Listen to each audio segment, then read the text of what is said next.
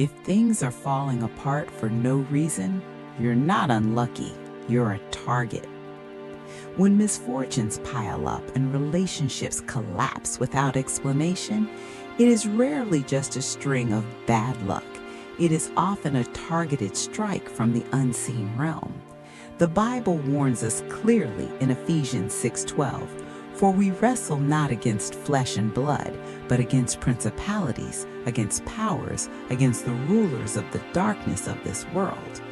In a modern culture that repackages ancient witchcraft as energy work or manifestation, spiritual discernment isn't just a religious option, it is your primary protection. To stand firm in faith rather than fear, we must uncover the 5 unmistakable signs of spiritual interference. Sign 1: strategic disruptions. Breakthrough often attracts battle. Just as you build momentum, something suddenly collapses. Your computer crashes during a final deadline. A deal you've prayed over falls apart at the point of signing. Travel plans crumble for no logical reason. At first, it feels like coincidence, but when the timing consistently hits the same nerve right before progress, it is no longer random. It is precise and targeted. The enemy's goal is to interrupt your rhythm long enough to sow doubt. He studies your patterns, waiting for when you're closest to a milestone to make you believe that prayer is pointless and hope is naive. The strategy? Don't dismiss these glitches. Document them. When you see a map of disruptions forming a pattern, respond with authority. Read Psalm 91 aloud to remind yourself of divine protection. Clean your physical space. Spiritual order often begins with physical order. Refuse to panic, because panic fuels interference, but peace starves it. Sign 2: unnatural drain and disturbance. Some battles don't roar, they whisper. You wake up exhausted, as if your energy leaked out overnight. Your thoughts feel wrapped in fog, and simple tasks take twice the effort. If your labs are normal but your spirit feels depleted, you are experiencing spiritual resistance. The enemy knows he cannot take your salvation, so he targets your stamina. He knows a weary believer is easier to discourage than a wounded one. The strategy? Observe what triggered the drop. Was it a specific conversation or a piece of media? Counter this depletion by standing firm on 1 Peter 5:8-9. Rebuild your rhythm through worship and rest. The presence of resistance is often proof of your purpose. You are becoming dangerous to the darkness. Sign 3: material markers in your space. Spiritual warfare can leave fingerprints in the physical world. This isn't a Hollywood movie. Modern rituals often hide in plain sight. You might find a strange object, a bundle of thread under a mat, an odd pouch in a corner, or a photo turned backward. The strategy? If you find something that feels off, do not rush into hysteria. Document it, remove it from your home, and reconsecrate your space. Read Psalm 24, declaring that the earth is the Lord's and everything in it. Use worship music to reclaim the atmosphere.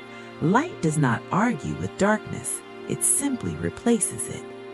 Sign 4: relational fog. Isolation is one of the oldest tactics in the book.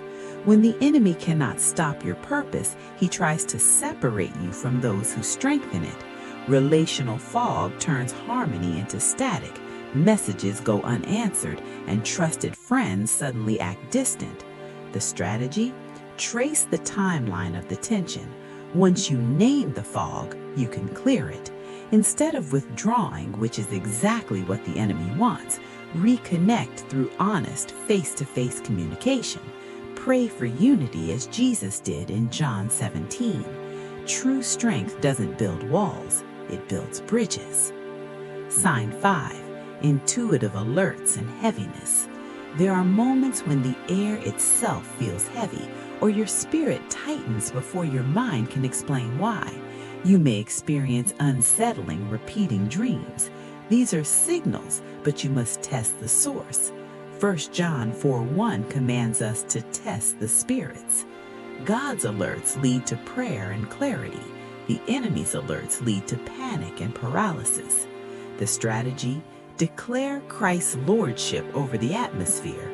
Sensitivity isn't a curse, it is a calling. You were designed to notice when something spiritual moves because you carry the authority to command it to leave. The lesson of Padre Pio: the power of persistence. The legendary Padre Pio once had a vision of the afterlife that shattered assumptions about devotion. He saw that the most radiant souls in heaven weren't always the ones who prayed the loudest or most eloquently. They were the ones who prayed with persistence. He witnessed a woman who had performed every ritual, the rosary, the mass, the fasts, but in her heart she felt it was all theater. She believed no one was listening. Yet in the afterlife, her stumbling, faithless prayers were revealed as indestructible. This teaches us a vital truth. Prayer works like breathing. It sustains a relationship that God refuses to abandon, even when the breath is faint. The souls who shine brightest are those who clutch their faith like a lifeline in the total darkness. From reaction to authority. Victory in spiritual warfare doesn't come from shouting, it comes from your posture. You win by standing firm. When you choose prayer over panic and purity over compromise, you dismantle the enemy's leverage. You are not trying to earn a victory, you are enforcing one that has already been won at the cross. The light within you is not fragile, it is eternal. Let your peace preach louder than your panic.